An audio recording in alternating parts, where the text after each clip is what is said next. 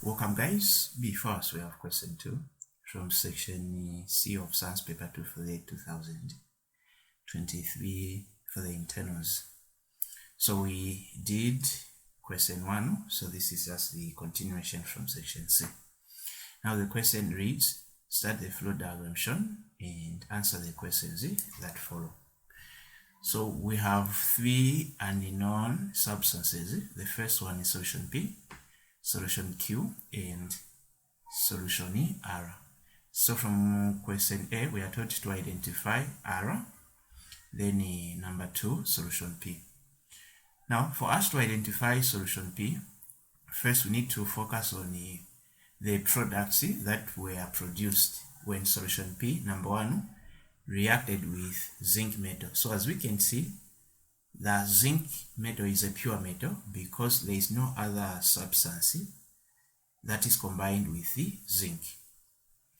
So now let's look at the product from the left side. So from the left side we are told if this solution P is reacted with zinc metal, we are expected to have 2 products. The first one is solution Q and hydrogen. So as long as there is hydrogen gas produced, then the solution P must be an acid. Because one of the chemical properties of acid states that an acid reacts with a pure metal to produce a salt and hydrogen. So this must be a salt, even if it is in an aqueous solution. Okay. Now let's have a look at the right side. So from the right side, we are told if this solution P is allowed to react with silver nitrate, the product is R, which is a white PPT. So a white PPT is an insoluble salt. Now, one of the examples of an insoluble salt where there is silver is silver chloride, which simply means that from this solution there should be a chloride. This chloride is the one that is combining with silver to give us the white PPT that we have. So if there is chloride, which acid has the chloride in it? So this acid must be hydrochloride. So instead of hydrochloride, we know that this should be hydrochloric acid. So this is our solution that we have here. Now, for this one to make sense, let's maybe drive a chemical equation. So the first one, I'm going to write a chemical equation for the left side. So the left side is we have zinc reacted with hydrochloric acid.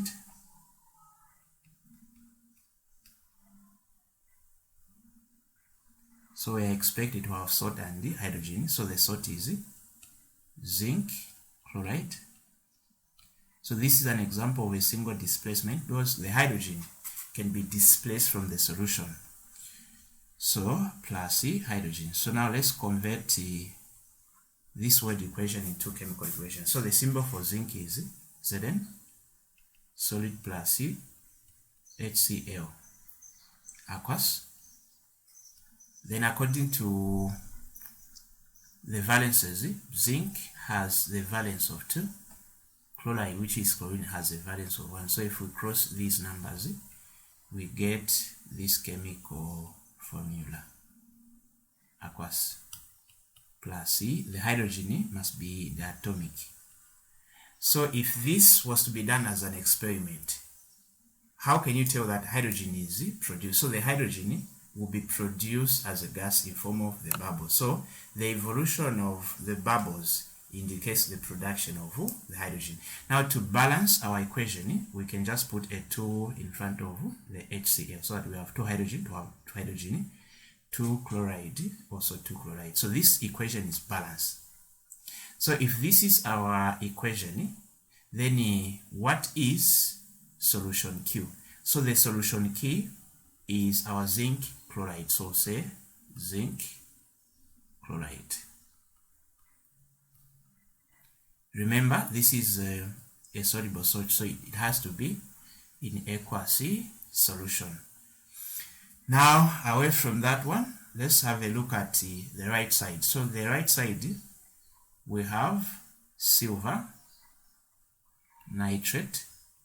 Remember, all nitrates are soluble salts plus hydrochloric acid. So we're going to have silver chloride plus what are we going to have? So the nitrate will react with the acid, the hydrogen, giving us nitric acid.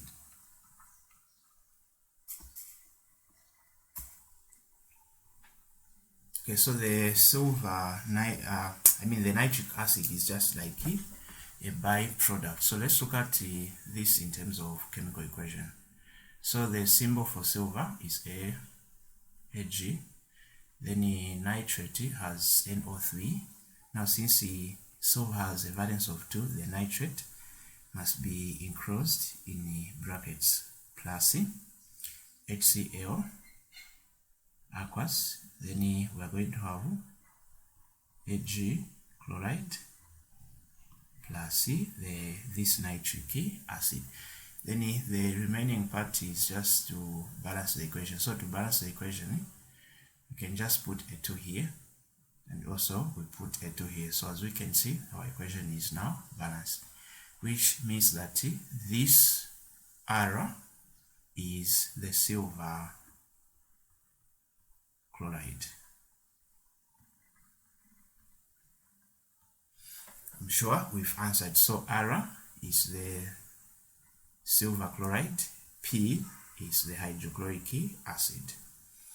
Now let's move on to question B. Name the salt that would be produced if solution P reacted with sodium metal. So we can answer that from the equation. So we can say sodium plus hydrochloric acid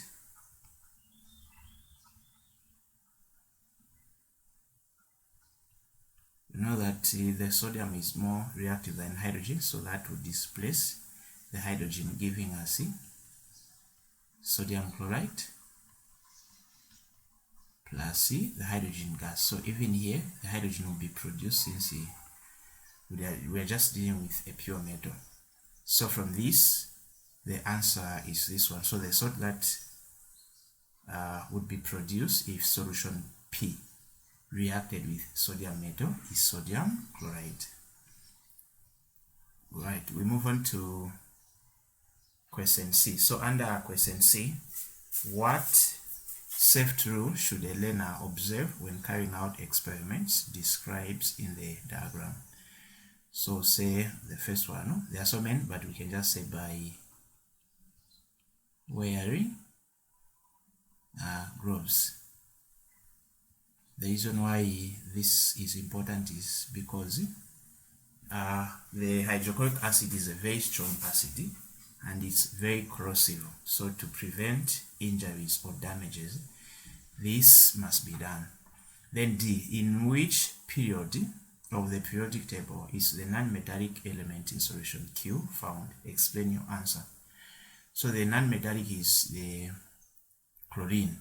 So chlorine has the symbol Cl, 35.5 as the mass number, 17 as the atomic number. So electronic configuration, the first shell will occupy 2 electrons, so 17 minus 2 will give us 15. Then our second shell will have 8 electrons, the outermost shell will have 7 electrons. So if we want to show this, we can say first shell, then second shell, third shell.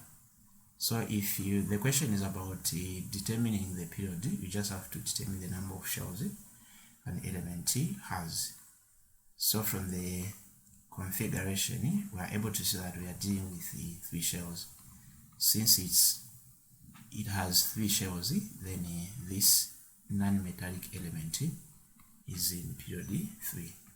So say period 3 because it has 3 shells. So for this one, the number of shells determines the period, while the number of electrons in the outermost shell determines the group this element is found. For example, if the question was in which group, if they asked in which group, then we would have said it is in group 7. Why?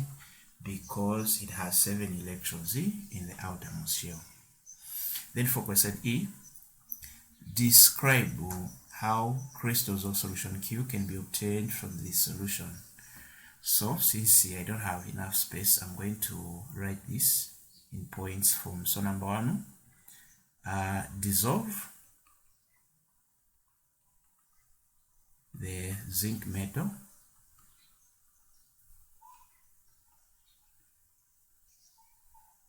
in the hydrochloric acid.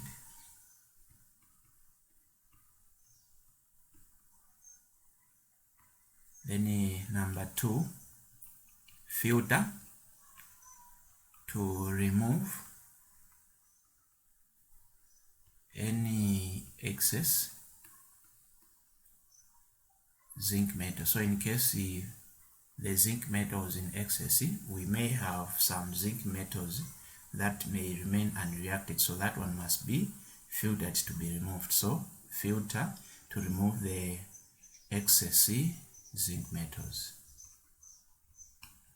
Then we'll say allow the hydrogen gas to escape. Then the other point here is we can say cool the solution. So as long as now the solution is being cooled, then the crystals will be formed.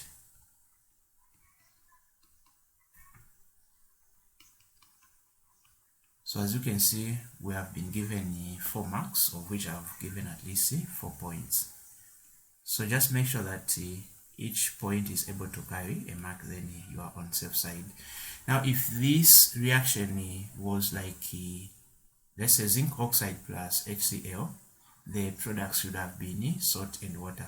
So if water is part of the product, would have added another point of you heat the solution so that the water may evaporate. So that one is added if water is present. Now since we only have hydrogen, you just have to make sure that you allow the hydrogen to escape. Then after that, you cool the solution to now from the crystal. So as you can see, it's very simple. So chemistry is very simple. Just make sure that you work on your foundation. The grade 10 work is very important for you to improve your chemistry. So that's it for this video. Thanks for watching.